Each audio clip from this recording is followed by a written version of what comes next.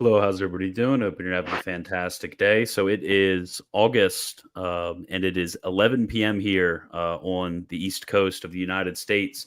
And today we have or rather tonight, we have a very special treat. We will be speaking with His Holiness Pope Michael II. We're going to be going over a little bit about his life, about his pontificate, and a little bit about maybe his predecessor, because as many of you are aware, I actually had the honor and privilege of interviewing Pope Michael I on two different occasions. The first time, just generally questioning his position, his justifications for his pontificate, a little bit about his life. And then in the second, we talked about, instead of a little bit of his experience with Archbishop Lefebvre. Both of those interviews I thought were very helpful. A lot of people came out of those interviews with newfound respect for Michael I. So when my friend Limbu here, the Right Honorable Limbu, reached out to Pope Michael II, he got us in touch and got an interview for us to have. So thank you very much, Pope Michael. It's a pleasure and an honor to be able to interview tonight. Thank you also for having me here. Go ahead. Yeah, greetings to all of you. I'm glad that you have me here. Thank you for the opportunity.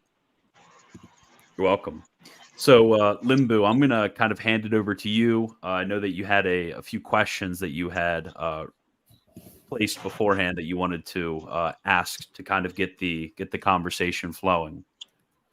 Well, thank you, Wagner, for that flattering introduction. Well, you need no introduction. This is your channel, of course. But for people who don't know me, I'm the Right Honorable Limbu, Niwa. Some of you know me by my first name. And today we're interviewing His Holiness Pope Michael II. And I'm actually, on top of me actually right now, is my good friend Calder. Calder, do you want to quickly introduce yourself for the stream? Good evening, or good morning here in England. My name is Calder. I am a student of sacred theology in London, and I am here to enjoy this interview, to be a part of it as much as I can. And that's all I need to say. I need no introduction, really. Thank you. Well, I mean, as it's like that, we'll go straight onto the interview with Pope Michael II. Well, tell me, Your Holiness, tell me a bit about yourself. Introduce your early life to the people watching the stream today, as lots of people might know about your rise to the papacy. However, lots of people don't know about your so-called early story into becoming a Catholic and a traditional Roman Catholic. I was born in 1970 in Manila, but during my high school days, we transferred from Manila to my father's province here in Bulacan. And from here, I discerned my vocation, and I entered the seminary, Immaculate Conception Major Seminary, after high school, graduation from high school, sometime in 1987. And I finished my philosophy and my theology there at the same seminary of the Roman Catholic Diocese of Malolos in 1997. And I earned the degree of Master of Arts in a pastoral ministry and also a candidate of Master of Arts in Theology. But after my graduation, I did not accept or submit myself for ordination to diaconate since I having qualms with regards to uh, the lifestyle I saw with the clergy in our diocese then. And after 2 years, I decided to get married instead of submitting for myself for ordination and thinking that I will not be a priest anymore. So I decided to take a Bachelor of Laws and become a lawyer after graduation from College of Law. But in 2002, I met a bishop, an independent Catholic bishop, and he ordained me a deacon in 2002 of December and a priest in 2003. And I have my parish church that is under the independent movement, Catholic movement, Brazilian, from 2004, and I was raised to episcopate in 2010 by Archbishop Clemente. Then in 2010, after my episcopal ordination, consecration, my vision is actually to return to in communion with Pope Benedict that time. But I discovered upon my application that sorry for the Novus Ordo, they're not the right person in whom I will approach to, because I discerned that they are heretics and not Catholic anymore because of the doctrine that they're embracing. You know, I studied theology in the Roman Catholic Seminary, Novus Ordo, and I'm very much particular with the Second Vatican Council. So I really discerned that it's not the right hierarchy I'm dealing with. And sometime in 2018, I met His Holiness Pope Michael, my predecessor. And in 2020, after my profession of faith to him and submitting all my credentials, he appointed me as Archbishop of San Jose del Monte here in Bulacan. And when he died in August of 2022, we had our conclave that was held in Vienna, and I was elected through lots. So I actually And had the a question. yes, So you had mentioned that you were considering at one point, after your episcopate, actually coming into union with the Vatican, with the Rome. yes, with Rome, and that you had discerned that there were some errors. What were the particular errors that really motivated that opposition right there? Number one is what I have observed. Primarily, why I did not submit myself to ordination in 1997 after my graduation from theology is the homosexual practice being in the seminary and in the diocese. You are aware of that, gentlemen. It's no longer secret. It's an open knowledge to everyone in the globe. So that dissuaded me. That dissuaded me. And of course, I applied from one bishop to help me. Actually, it was Cardinal Sanchez who endorsed me to the Vatican I met Cardinal Sanchez because he's Filipino, and when he came here in 2012 for vacation, but actually when we had our conversation, he came here as a prefect of the clergy to reprimand, to rebuke the clergy. Because after 500 years of being Catholic of the Philippines, what they will give in return to God is the issue of homosexuality in the church. So that dissuaded me to pursue my application.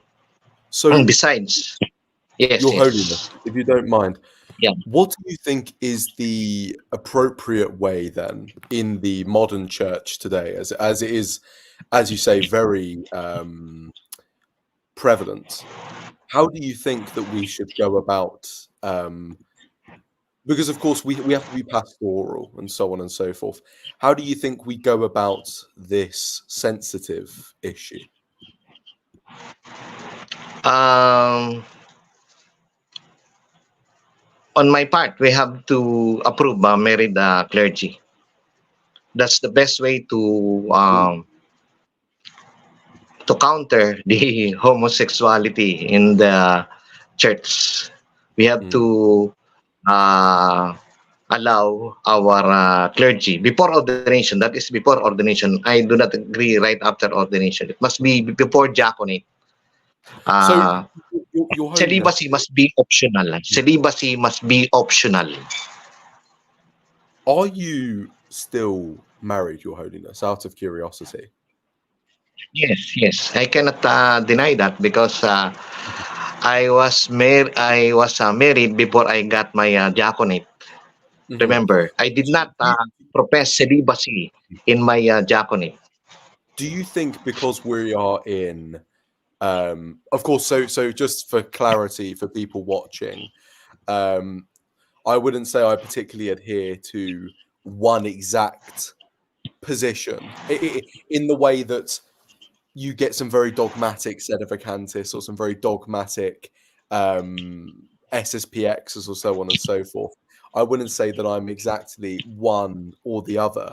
But do you think that because of the crisis that we're in today in the church, that um, certain things must be so for example, married bishops as like yourself, do you think that is something that should be uh, common, or do you think that is something that should be in extraordinary circumstances? Because the Eastern Orthodox, for example, they don't accept married bishops. The Roman Catholic Church has, from what I gather, never accepted such as a common practice. I know the Anglican Communion has accepted it for quite some time, but even the Anglicans, after the Reformation, um, did not allow it originally. Thomas Cranmer, for example, I don't think was married, so on and so forth. Okay. First, I would like to correct you. We were not sedevacantists like SSPX or CMRI. We are conclavists, because uh, becoming sedevacantist would end up anarchy. So we do not want anarchy in the church. We have to elect a pope in order to the church to have discipline, and we cannot So, allow lawlessness. Your Yes. Holiness, there is various. Well, I suppose this is obviously going to be quite uh, a topic spoken about this evening.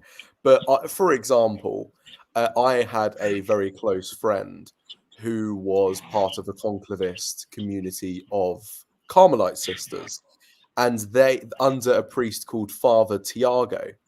Father Tiago was part of a conclave that elected a pope.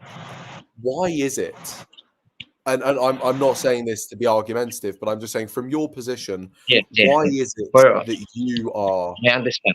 valid pope and others who hold the same conclavist position are not, essentially? Number one, I'm aware of that Carmelite community, and actually they were in the first place sedevacantists, but because of the problem with regards to the property, they have now this priest. I don't know whether he was elected, but if he was not elected, then he was self-proclaimed, and that is not acceptable. Primarily because they want to have a solution to a certain vacuum. Nature abhors vacuum. Nature abhors vacuum. So maybe the sisters, these Carmelite sisters, are unaware of what's happening in the entire globe. That there's already a pope. So they decided to solve their problem among themselves, and they came up having this priest as their pope. So, okay, thank you for that. That's very clear, Your Holiness. I'm just going to ask before I ask Yeah. another question. Is there something, Niwa, that you want to ask next, or can I keep asking a couple of questions? I was gonna ask one more question on His Please go Holiness' on, early chap. life. Yes. Hello.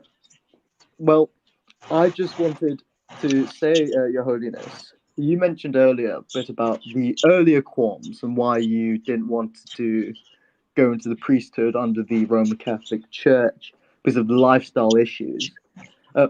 From your period of being married to accepting holy orders from independent Catholic bishops, what was the spark that really said to you that you wanted to become a Catholic priest?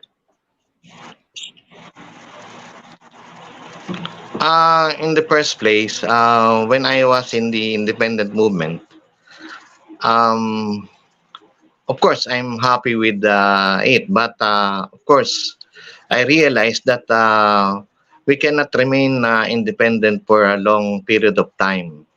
We have to be in communion with the Pope if we want to become a Catholic. That is essential in becoming a Catholic. You have to have a Pope. So I decided to be in communion with Benedict XVI, and my bridge actually was Cardinal Jose Sanchez, who introduced me to the papal nuncio at that time. I was interviewed in the nunciature. I have submitted my application, but they told me that as of the moment, I cannot practice my episcopate. My hands would be tied, and I cannot ordain someone to the priesthood. But please do not be shocked. But the other issue there is thereafter with my property. We're not talking about faith. They asked me about my property. How many cars do I have? How many house and lot do I have? How many buildings do I have? So what they are interested with is not my faith, whether I pray still my rosary or I have devotion to the Blessed Mother, to the saints. They're interested with my property.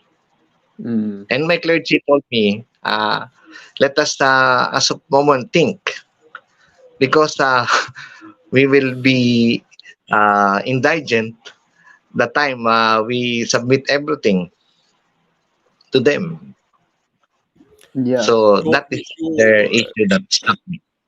So, Your Yeah. Holiness, may I ask, because you mentioned that you were interested in coming back into communion with Pope Benedict the Yes. 16th.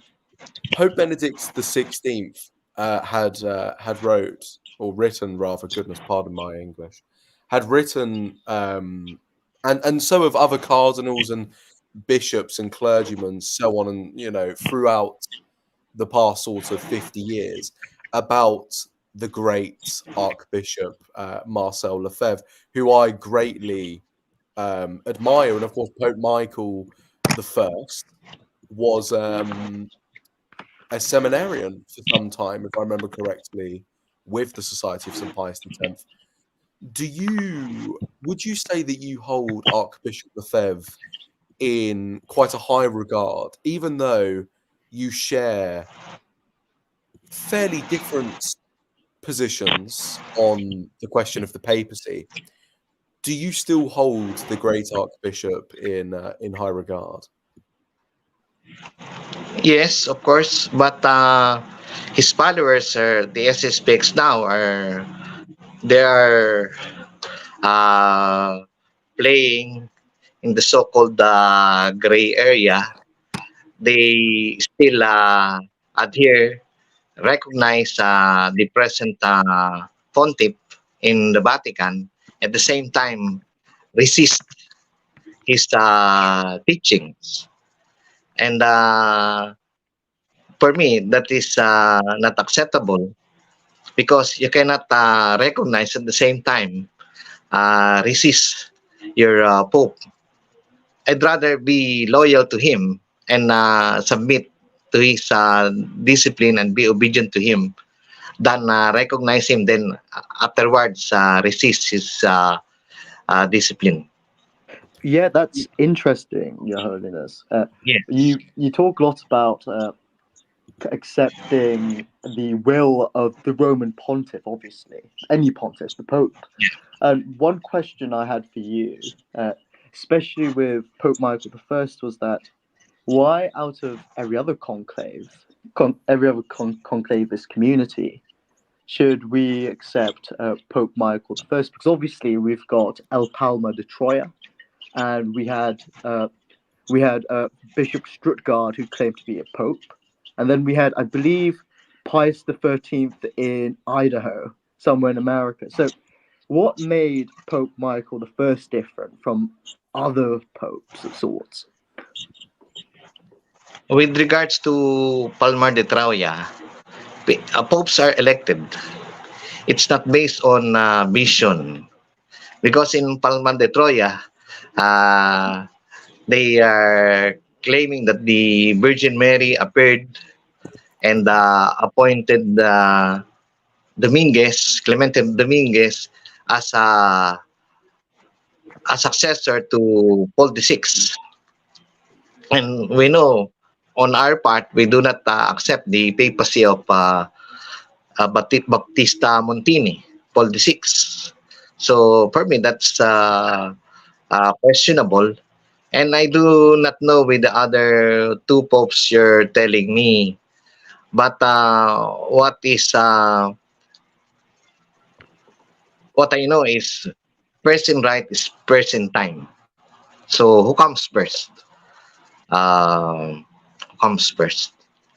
Indeed. I'm. And I can tell you frankly, gentlemen, uh, I'm not after with my position. I'm just doing my duty Oh, no, as of course not, Your Christian. Holiness. Yeah, after with my position.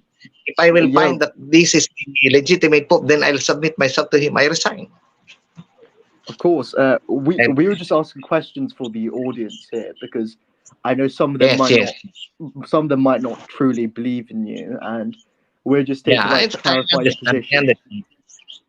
I understand if they do not believe me because perhaps they are not aware of my position. Primarily, when I accept this election a year ago, I'm answering to God and not to people. So whether you accept me or not, my responsibility is before God, not to anyone. on that point that you've just mentioned, there you say God, you've been chosen by a conclave and so on in the Roman Yes. Catholic Yeah. fashion. Mhm. Tradition is obviously very important, and you yourself will understand that, being a claimant to the See of St. Peter. Your Yes. coronation, someone in the chat asked the question, and I think this is rather interesting. at your coronation liturgy, which I actually watched just before this interview, altar servers were seen giving out the Eucharist as sort of extraordinary ministers, which is certainly not a traditional practice. So that's my first question. My second question is your church, which I believe is it Our Lady of Fatima or Our Lady of Poland? Exactly how Fatima. big? Fatima, I thought as much. Exactly how big is your community in the Philippines? Do you often travel for pastoral reasons? But yeah, my main question is that question of altar servers giving out the Eucharist as extraordinary ministers is certainly not a practice seen in other traditional The communities. traditional. Yeah, so that's Let my me correct you. They're not lay ministers. They were ordained. The other one is deacon, and the other one is subdeacon. right. Pardon me. They looked very young. How old are the deacons and so on? The deacon is already 30 plus, and the subdeacon is 25. So do you have a rather big sort of vocational gathering in Our Lady of Fatima? Do you get a lot of young men Parishioner? wanting to be? Yes. Yeah, they're my servers in altar boys in Our Lady of Fatima. But Our Lady of Chestocoba is my another church in another city So where you I held my do you not coronation. require celibacy for your clerics, I'm assuming? As much as possible, in general principle, celibacy, but it is optional. It is mandatory. If you're going to read Matthew 19, the Lord does not require Peter. Peter asked him, the Lord, should we now renounce our marriage? But the Lord said, not everyone can accept that. So from that word of our Lord Jesus Christ, He is implying that celibacy cannot be mandatory or imposed. It Yeah, must I come On from on the heart on of the individual. on that I just topic wanted as to. well, Oh, Your sorry, Cole. Holiness. Continue, Um, Cole. sorry, yeah. And let me On that, continue. Let me continue first, gentlemen. Let me continue first. Celibacy came only 11th century on the Council of Elvira. It was only in Council of Elvira that celibacy was uh, imposed. So from the early church, all of the apostles were married except John the apostle. Mhm. Mhm. And of How course, would Saint you Paul. how would you think about some of the earlier popes talking about that there could be married clerics, but they had to be continent and married in marriage, such Yes, as yeah, Pope Saint Siricius, for example.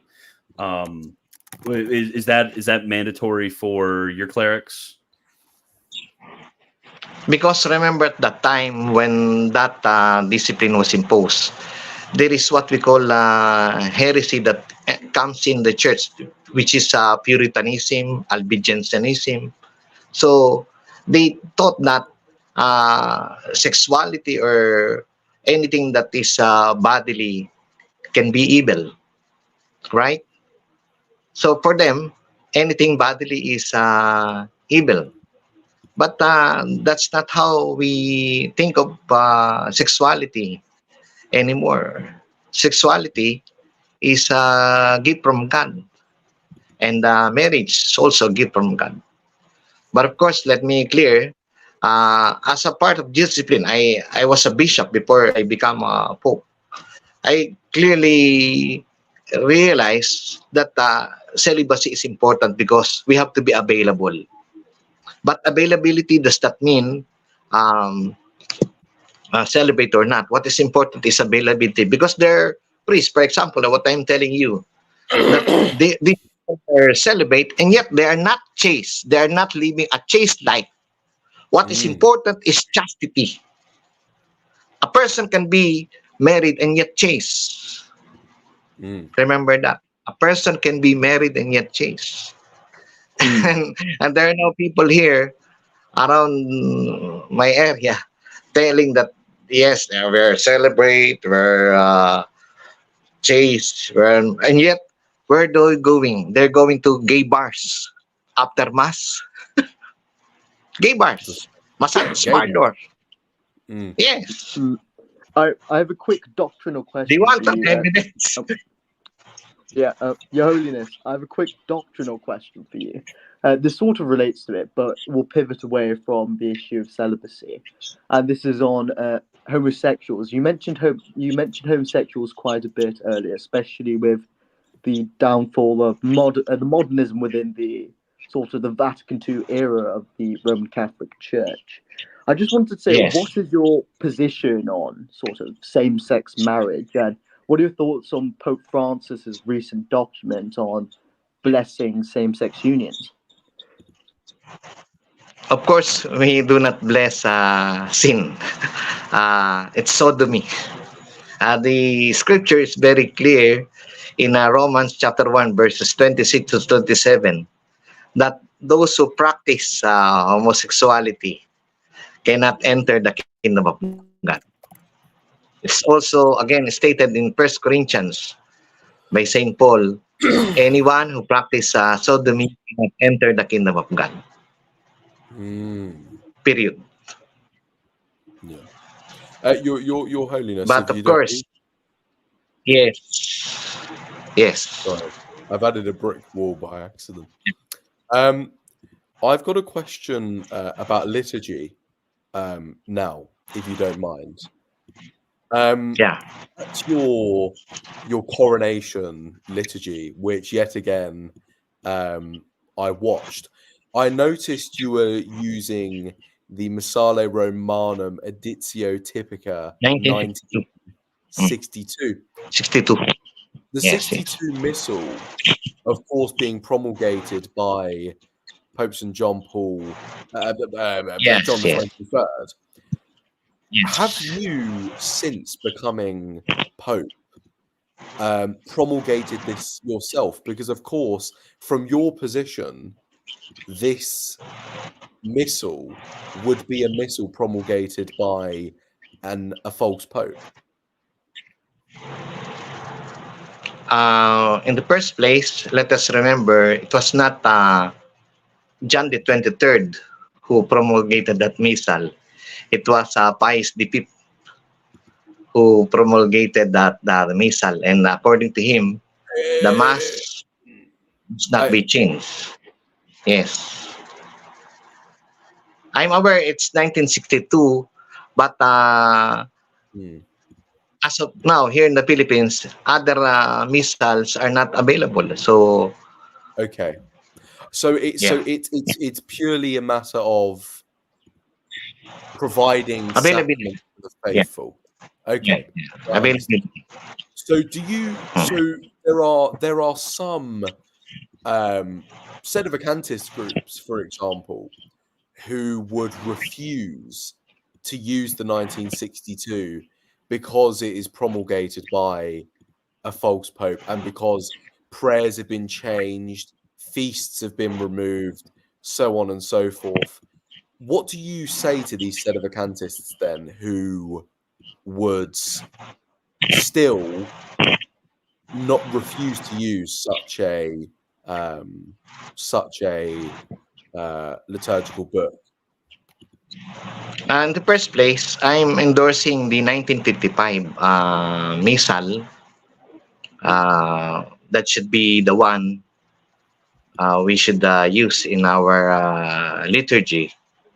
But of course, if the 1955 would not be available, then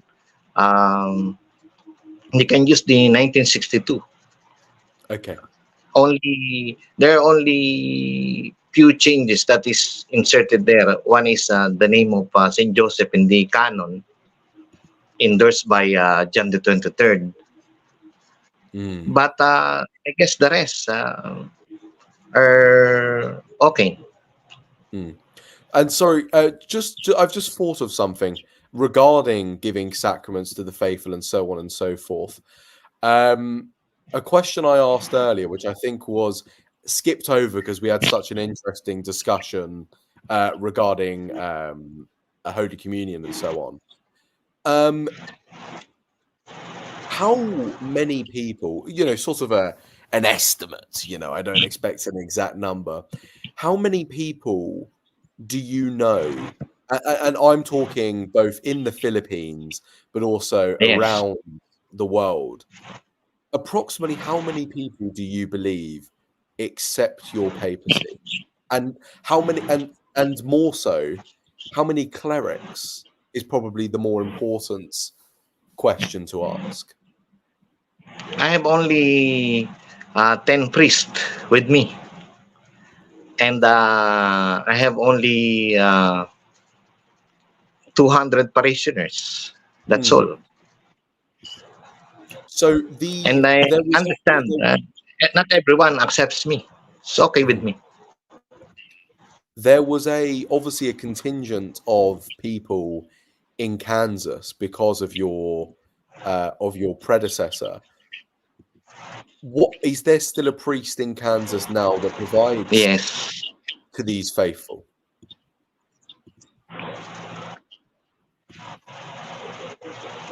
Are you asking about my priest there, Father Francis? Yes, I'm Father asking Francis is still. there? Mhm. Okay. Yes, he was just asking about Could Father you Francis. repeat your question? I'm sorry. Yes, Yes, yes, he I'm was just sorry. Could you asking. repeat your? Oh, he was just asking about the priests in Kansas. Somebody sent a super chat, and they were actually asking a bit about 20th century history and Bishop Williamson. So, uh, are you well, obviously you're aware of Bishop Williamson, but Yes. you obviously everybody knows about his theories on the influence of let's just say the Zionists or the Judaism upon the history of the church. Do you share some of those inclinations and theories? Is that popular in your groups, or you kind of move away from theories like that? Of course, we acknowledge that our religion came from Judaism, but we also know that we cannot just say that you can find salvation in Judaism. They have to accept Jesus Christ. They have to be under the lordship of our Lord Jesus Christ to be saved. Extra ecclesiam nulla salus. Extra ecclesiam nulla salus. Yeah, I actually did want That's to why ask I you about. yes. Oh, sorry. Continue. I did want to Yeah, ask yeah. you about extra ecclesiam nulla salus because I did see from other set of a contest that they were critiquing you and your predecessor over holding a Vatican II view of extra ecclesiam nulla salus and the extent of the salvation of schismatics and heretics. Schismatics and heretics cannot be saved.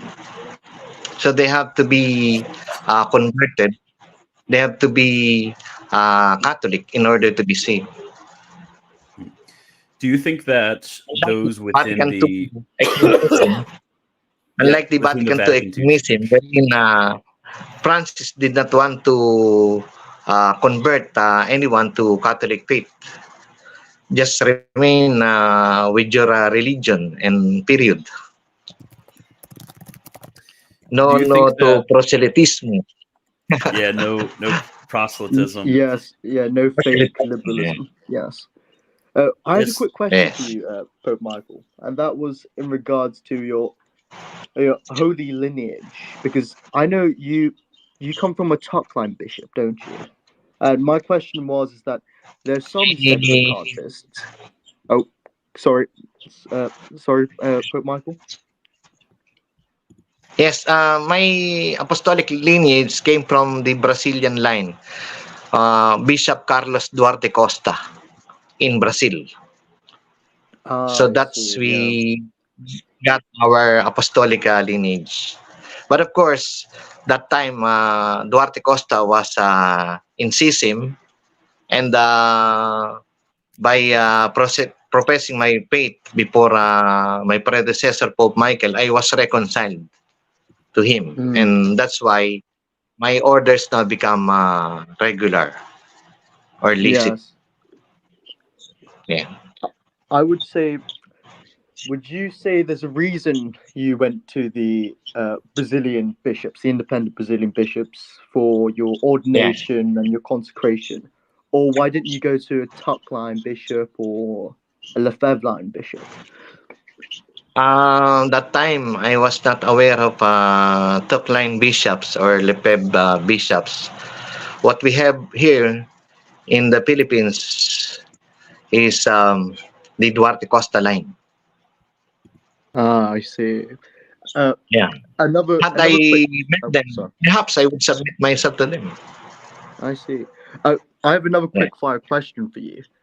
There's another famous priest. There's a priest, a famous priest in the Philippines called Father Francois Chazal. I just wanted to know, what is your relationship with him? Have you ever been in contact with Father Francois Chazal? Father, sorry, Father brother, I'm Francois sorry. Chazal. Father He's Francois, Father Francois Chazal, the SSPX a foreigner, resistance priest in the Philippines. or a Filipino. He is a foreigner. He's French. Uh-huh. Yes, I he's quite haven't well known.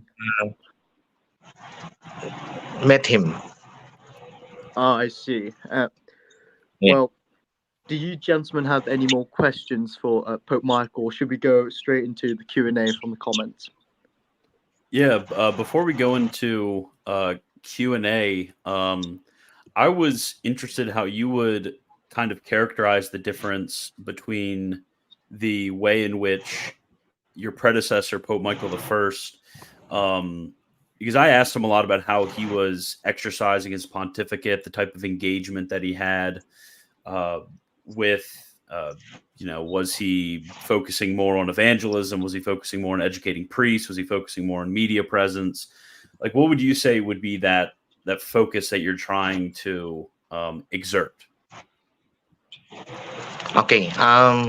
First, I would like to recognize the genius of Pope Michael the First, my predecessor, because many are not aware that he's actually a genius. He has written several books, and for me, I cannot do that. I've already translated some of the liturgy in our language, Filipino. But for me, I admire Pope Michael I because of his writings. I'm much more on the pastoral level. Yeah. I'm much concerned with organizing communities, going to people, um, preaching to them recollections, retreats. Oh, okay, Yeah. that's very interesting. I've never seen actually any of Pope Michael's books. I would be very interested in getting my hands on those if He was possible. a genius. He Yes. was a He was a very genius. kind man as well. He just Yes. radiated kindness, and everybody around Yeah. him was quite fond. Yeah. Yes. I have a question from a good friend of mine called Paolo Ricardo.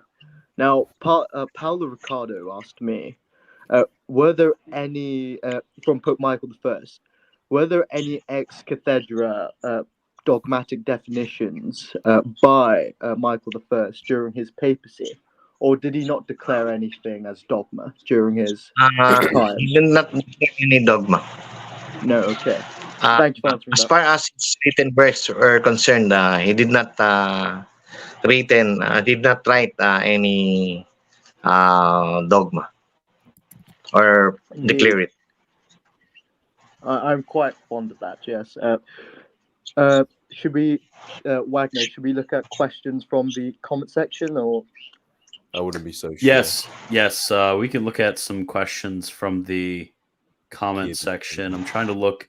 Are you aware of the Diamond Brothers? There's a few people asking about the Diamond Brothers, their Feeneyite beliefs, and kind of what the standing of your pontificate is towards the sort of Feeneyite ideas. I respect Diamond Brothers. I'm aware of them, and I like their videos. But I know that they would not accept a pope like me, because for them, they hold on to their position of sedevacantism for a longer period of time, and maybe uh, they're just waiting for heaven to give them a pope. Yeah. But Yeah. that is not acceptable. Yeah, We have to somebody do something asked. about the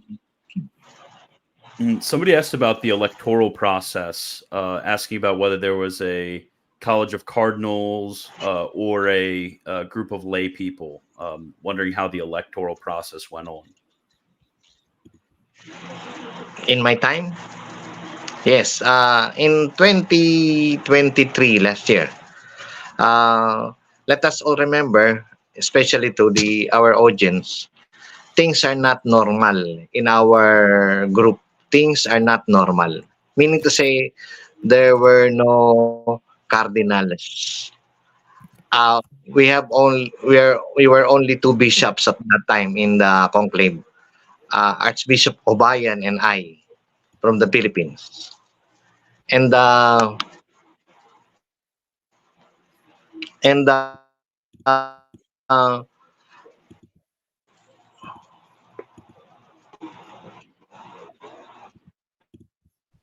Hello. Oh, Oh, So we lost him for a second. oh, His Holiness is having an exorcism. Dear me. it's the spirit of vacancy. yes, sorry. Okay, you cut out for just Yes, 1 second. so we were two Archbishop time. We were two Archbishop that time, and my auxiliary bishop cannot come even in Vienna due to financial constraints. So I decided as the moderator to do what is written in Acts chapter 1 in choosing the successor of Judas Iscariot by drawing lots. They were actually the priests in US are electing me before this July 23 conclave, but I declined their offer, and I decided to make everything neutral. So, so as not to manipulate the election, I decided to place everything the name of the candidates, and we choose the Pope by lots.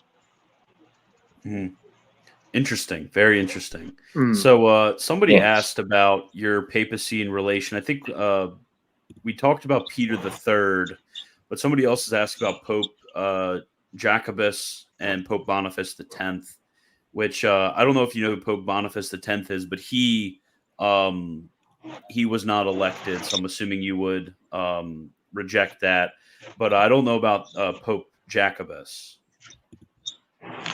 I'm not aware of Pope Jacobus. I'm aware of Boniface X, and I told him already that he is not the Pope, because you cannot hide uh, your Yeah. papacy.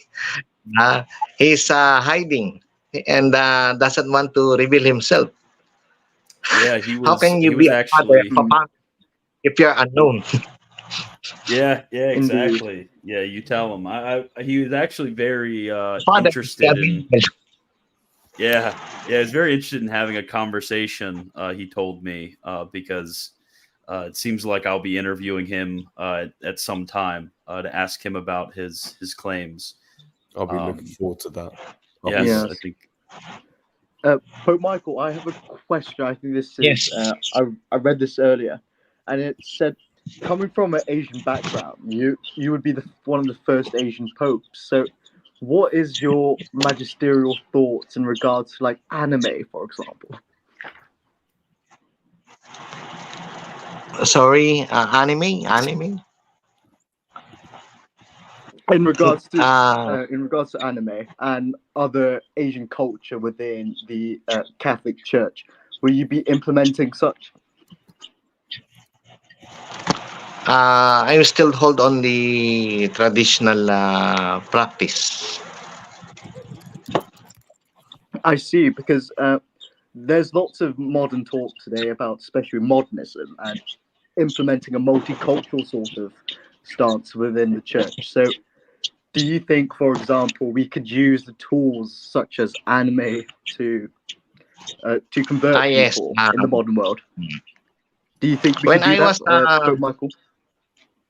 when I was a seminarian, actually my thesis in master's degree is adaptation and culturation. Before I graduated from my master's degree, my thesis is about enculturation. So having a Vatican II mind, of course, I'm pro adaptation and culturation. But now I'm the Pope. I realize it's not good at all. It will not help the faith at all. But rather, becoming more desiring to be more relevant to people, we become relative.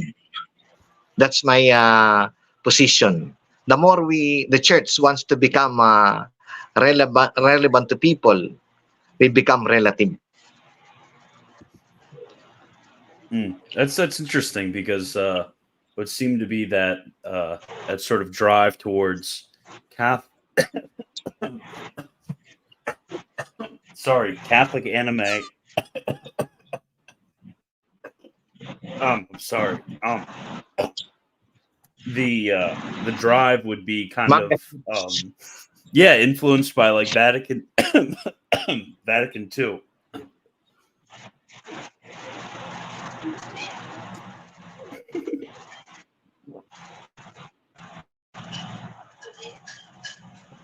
Sorry. It's all right. Yeah, somebody was asking other questions. I'm not sure you'll even know what this is. They were asking about like Nick Fuentes and stuff like that, which I'm sure that's not really relevant to Filipino culture. Yeah. So Pope Michael. Oh, sorry. go ahead, Limbu. Go ahead. Oh, I was going to ask a question in regards to Israel and Palestine, because I know Pope Francis outright called for a ceasefire in regards to Israel and Palestine. So I was wondering, what is your position on the matter? Do you think Catholics should take the traditional position of rejecting Zionism, or do you think that you as the Pope, there should be a ceasefire and every party should be negotiating for peace within the Holy Land? What is the position of yourself, Pope Michael? I issued already my statement uh, when Israel bombarded Hamas. In my statement, I said that they should respect each other's territory. Uh, War cannot help, but everything are actually losers in war. So, with that regard, we have to respect the Palestinian with their own territory and Israelites with their territory. I'm not after of the position of whether I'm a Zionist or not. What's important is peaceful coexistence. I totally agree with that, and I concur with that. There was a question actually earlier about canonizations. Has yourself or Pope Michael I actually canonized any saints? He did not. He did not canonize yet. I see. Are you planning to And I canonize any also saints? I see. not yet Yes. until we have uh, achieved our well-established organization. As of now, we're not that yet fully established. I see. So things are in abnormal, meaning because we are few. Have you appointed any cardinals? Are you able to hear me? Yes, yes, yes, yes. Have you appointed any cardinals in your pontificate to sort of ensure that there is a real continuity of your papacy? Yes, I'm happy with that question because that's actually my first agenda when I was elected in last year to create a college of cardinals. Actually, I started with ordaining bishops and later on make them cardinals. But some of whom I asked to become bishop declined my offer. They do not want to become bishops. Maybe you can be my cardinal if you accept my offer. Yes, we've had many lay cardinals in the history of the church. Yes. Yes, There you go. Yeah, we would he may be happy to be cardinal. cardinals. Yeah, Yeah. I'm willing. But, of course, you know what I've observed is what priests are looking for is material survival. That's why in my area they cannot stay for that long because what they're thinking at is not actually the church, not actually the church, but their own material survival, Mm. their Y- salary, their income. Yes. I was actually going to ask, relating to the College of Cardinals, of course, what do you have within a College of Cardinals? Or you normally have a synod or maybe a council, ecumenical council. So my question is, in the near time future, your plans, Your Holiness, are you willing to convoke an ecumenical council to address the issues of the modern world, or? Yes, Mm, actually, I'm in my mind, and actually, it's in my agenda to declare Second Vatican Council void, null and void. I see. That's my first agenda to declare the Second Vatican Council null and void. Would you? I, I've kind of an interesting question because to my understanding, the first agenda of the Second Vatican Council was actually closing or ending the First Vatican Council because due to all of the political issues, the First Vatican Council was never officially closed. So, would that be a something that would be done in your papacy? Because it seems like Vatican I for you would still be open right now, not have been closed off yet. Yes, that must be closed, and of course, as I said, I will declare Second Vatican Council null and void. Mm-hmm. Mm-hmm. Do you what besides the homosexuality stuff that you were mentioning earlier, what specific doctrinal issues would you say is wrong when it comes to the Second Vatican Council? with regards to homosexuality. Well, besides the Of course, homosexuality the issue. uh-huh. What else besides homosexuality issue? That's your Yes. question, brother. Yeah, Yes. it is. Yes. By becoming another is synodality, which Bergoglio is Bergoglio's agenda. The real position of the Catholic Church is the Pope alone is the supreme authority and teacher in the church, and the bishops should follow. There's no such thing as collegiality. When Christian, collegiality entered because of Vatican Council, there comes now the problem because each diocese, each bishops has to decide on their own. Uh, for example, their liturgy, their discipline. There'll be a lot of problems if there are so many people who are deciding on a I particular just, matter. if I Yes, may, yes, yes. Christian, if I may, this is just a Yeah. point of order. Pope Boniface the 10th is in chat. He is asking to Yes. come onto the live stream No. now. Yes. He No. said, and I quote, "I never hid myself. I was invited to meet you and you refused. I'm happy to come on right now and have a debate with you about this." I think that would be an interesting conversation. Would you be, Your Holiness, would you be willing to discuss this with Boniface the 10th, rather? Yes.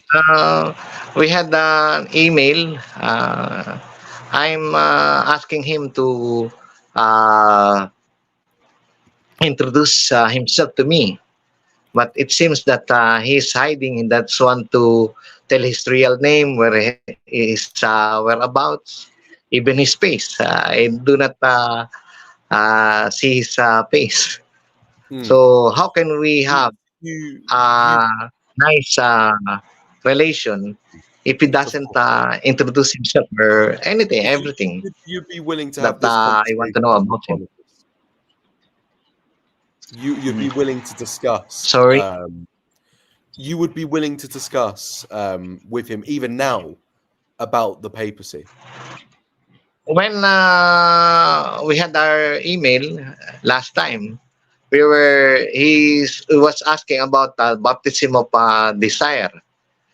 He thought that I'm approving baptism of desire because in our Vatican Exile website, it was there that we have to read the Catechism of Baltimore Catechism. But actually, it was an honest mistake. Um, I do not endorsing baptism of desire, but he misinterpreted me. Sorry, He thought that I'm approving you baptism of desire. you don't believe in baptism of desire. Yes, salvation must come from baptism, and there's no such thing as baptism of desire as written in Baltimore Catechism. So, what about the martyrs, for example, who, were killed before being baptized? What is their what consequence happens with them, even though they died for the faith? Sorry, I cannot hear you clearly. I cannot he hear you was clearly. he was asking about baptism Could you of repeat blood. your question?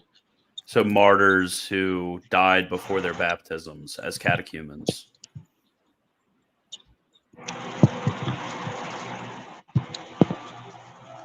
Yes, the martyrs are saved because of defending the faith. But of If they're course, not we have to baptized be by very clear. water, In the mandate of our Lord that go and baptize. So the requirement must be baptism in order to be saved. if we are going to approve baptism of desire, um, we cannot be really cleared on that. There's a so-called gray area Mhm. with regards to that. So somebody's What asking I'm about whether. Oh, focused sorry. on is no baptism, no salvation. Okay, I understand. There was a question about whether Pope Michael the First would be canonized. Whether there's any question of that.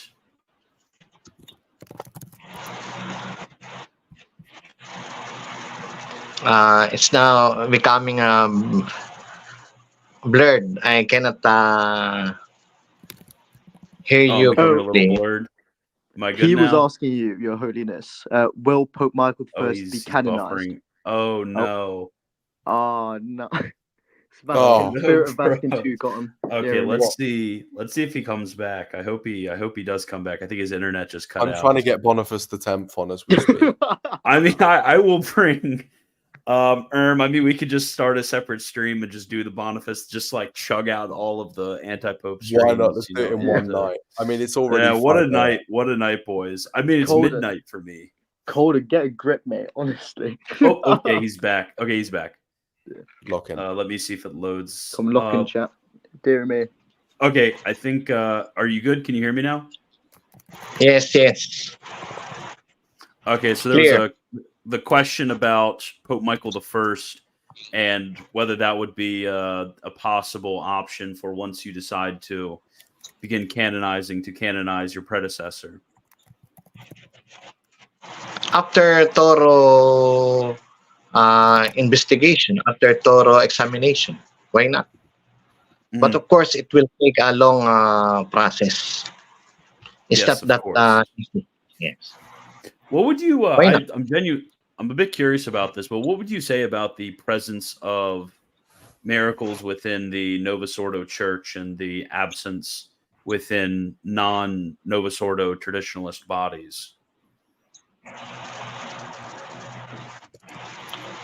I can only speak within my jurisdiction.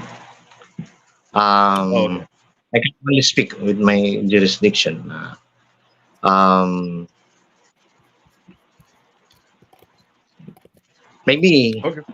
um, there's also a grace there, but of course, our position is extra ecclesiam nulla salus. You Mhm. can only be saved within the Catholic Church, outside of which there's no salvation. And miracles does not mean holiness or presence of God. The devil can be deceiving. The devil can work miracles. The devil can do healing. So, in the spirit of apostasy, people can be easily deceived by those kind of miraculous healing and Indeed. apparitions. Mhm. Your Holiness, I wanted to divert a bit and talk about more about politics because I know the papacy is not only a spiritual throne but is a temporal throne Political. over the dominions. So I just wanted to ask, what can we do to counter modernism, modernity, and liberalism within our modern world? Because I know the Philippines has quite a problem with liberalism today. What is liberalism rooted in the Philippines, and how can you, as Pope, undermine and stop that growth in liberalism? My plan actually is to establish a seminary because I do believe that education is the key for this problem in order to combat modernism, liberalism. We have actually to train young minds in the church, and that is my first agenda as Pope, to establish a seminary. We have to expose them, of course. In our lectures, we have to expose the errors, um, so that people might be aware of the errors. Mm.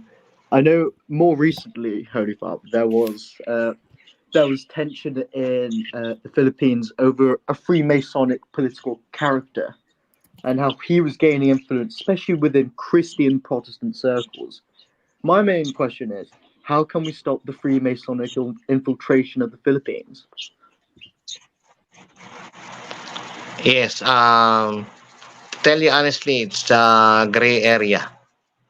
Um,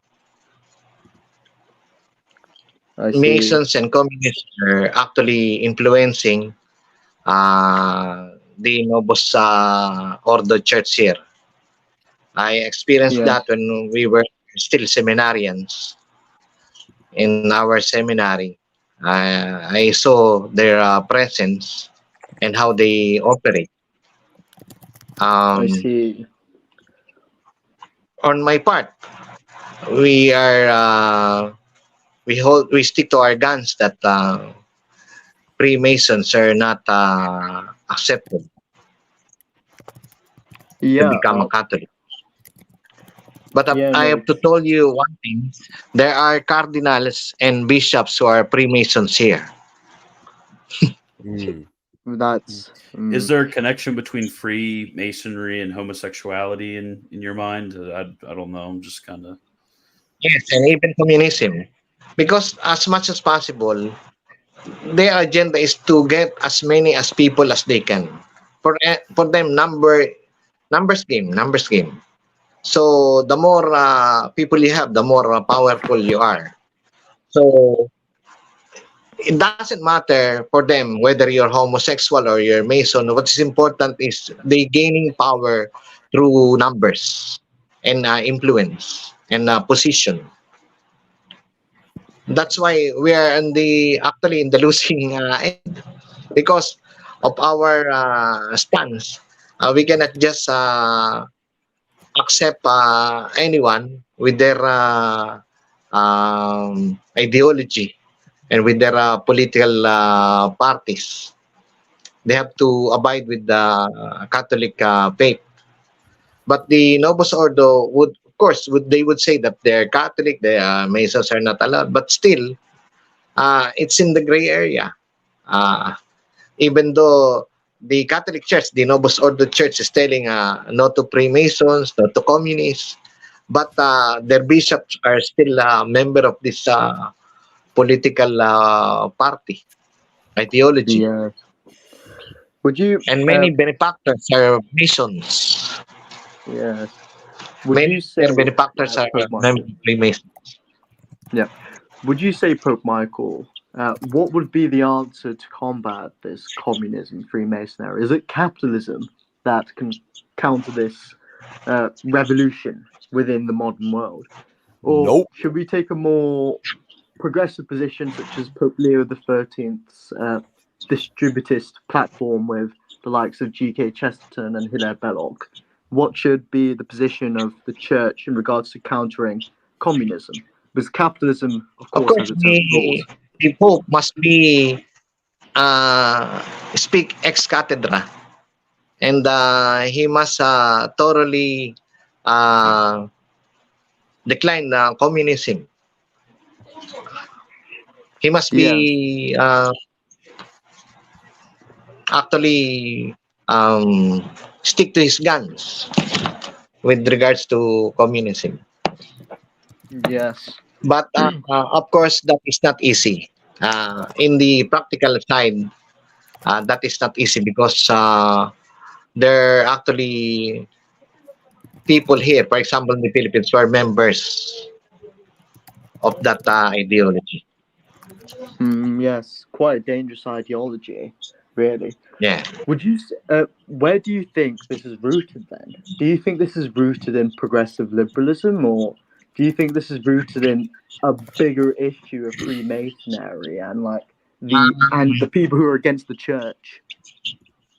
Maybe it's because of economic reasons. I People see. are inclined to join other groups because of financial prosperity. I see. Yeah. We have a To be super chat honest, here. many Oh, people, our people are poor.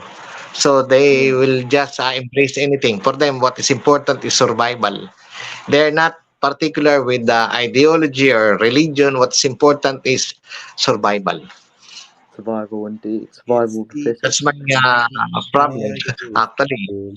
Uh, fact. even if I have, for example, very good teaching, it depends upon uh, the community, the environment, because what they're looking for is survival. That's why evangelist, Protestant sects tried here. It's because of Christian, financial. sorry, I just want to Yes. say, Christian, he's ready Actually, to. there looks like there's a very interesting super chat that I wanted to ask. Because I'm not sure how to pronounce his name, but the Duterte, yeah, of the Philippines. What are your takes on their policies? If you don't mind, before that, Christian, Hmm. Boniface the 10th is in now, ready to join. So we just need to Oh, accept. we don't mind about that. We're talking with No. Yeah, just so his- we can join.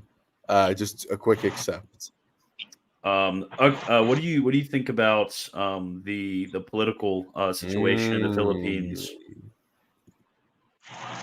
As of the moment, for your information, maybe you're aware that there is ongoing standoff in Davao City right now because the followers of Kiboloy, Pastor Kiboloy, are actually uh, hiding Kiboloy from arrest. And the Dutertes, the family,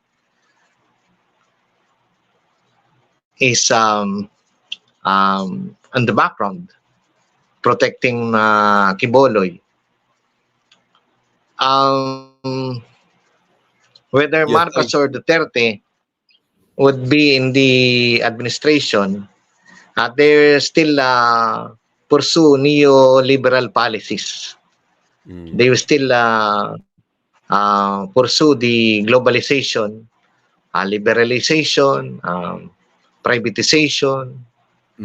I would say, speaking of neoliberalism and globalism and so on, debate is a common. Yes. I think he cut out his internet. Oh dear Okay, me. I'll see if we can get him back on later. Um, so I'm trying to think. I had a bunch of questions, but once you start getting into questions, they kind of rush right out of your head. Um, when it comes to because you mentioned earlier that obviously you had your interest in at for a certain point with joining under Benedict XVI. What do you think it would take for the Vatican II Church? What type of changes do you think it would take for you to be open to the move of joining with the Vatican II Church? What do you mean? Meaning, what is Do you something that I would be convinced of to join them? yes. Uh, I'm no longer interested, even if they offer me a position. I will not. I'll decline Okay, their so offer. you're very 1,000% committed um, to being the Pope and to accepting that role and to continue to evangelize and grow your flock. Yes, yes, yes. Okay, Um, okay. Do you by the way, is there sort of because I know with the Diamond Brothers and with Most Holy Family Monastery, there's an apocalyptic element to their vision of what's going on in the church. Do you have that same idea that we are near the end of days and we're near the the coming of the Antichrist and so on and such? yes, I agree with them on that matter. We are very close to the end times. But of course, in our theology, and does not mean we will thoroughly perish. But end is always a beginning. There's always a beginning. Uh, it doesn't mean that when we say end of the world, it's the total annihilation of the world. It may be uh, some parts or an area or group or an individual, but I don't think it's a total annihilation. But it's only when we say end in theology, it's always a beginning. Absolutely. Indeed. So I think There's this covered everything that I was wondering about. Did you have any other questions, Limbu? There was actually one good question before we head out, I believe. What is your thoughts, Pope Michael, on on Ukraine banning the Moscow Patriarch, the UOC? Banning of Ukraine in the communion of Russian Orthodox. Yes, yes. Yes, that I'm is leaving, correct. I'm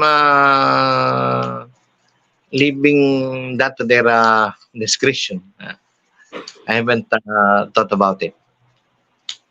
You haven't thought about it. Would you Yeah. say this is an issue of? Oh, yeah, he's back. Would you say I will this is an issue take of note of that. ecumenism?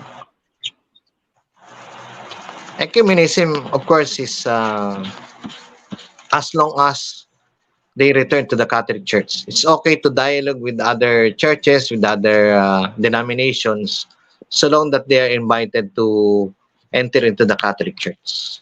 I see. Okay. But of course, now ecumenism is we are only in dialogue. I'm talking of the Vatican II concept of ecumenism. They gather together, but they do not want conversion to Catholicism. I see. Well, that's For all the example, questions when from me. I was in the independent group, I met Cardinal Tagle, who is now in the Vatican. Ah, He's Filipino, Cardinal Tagle. I met him and telling him my decision to return. But what actually he said to me is, you no longer have to be a Catholic um, be be with us. There's so-called ecumenism. So they're not longer interested of having a person converting to them, but rather they would encourage you to remain with your denomination, to stay with your group, to stay with your church. They're no longer interested of proselytizing. I see. Well, is that all the questions we have, For Wycliffe? him, is peaceful coexistence. Yeah. Peaceful Yes, coexistence. I think that was all the questions that I had. Thank you very much, Pope Thank you Michael. very much. I very much I'm also appreciated the grateful. conversation. And yeah, I hope to contact you later, maybe about the whole Boniface thing. I'm very curious. Yeah, maybe to hear about that. another time. Maybe another time. Yeah. Maybe another Yeah, time. yeah. Okay, Yeah. so thank you. I Thank you will very much. see you later. Do you have any closing thoughts that you would like to give to us? I appreciate your questions. I appreciate everything that we have now. Thanks for inviting me again to this interview. Um, my parting words is extra ecclesiam nulla salus. Outside the church foundation. Lovely. You have Could to we be a Catholic possibly, in order to be saved. The Pope church Michael, is only one. Yes. before we depart, could we possibly get an episcopal blessing for the stream? Yeah. Yep. Sit nomen Domini benedictum, et in usque in seculum, adjutorium in nostrum in nomine Domini, qui celum celit et terram, et benedicat vos omnipotens Deus, Pater, et Filius, et Spiritus Sanctus. Amen. Amen. Amen. Amen. Thank you, everybody. And as always, God bless. God bless you.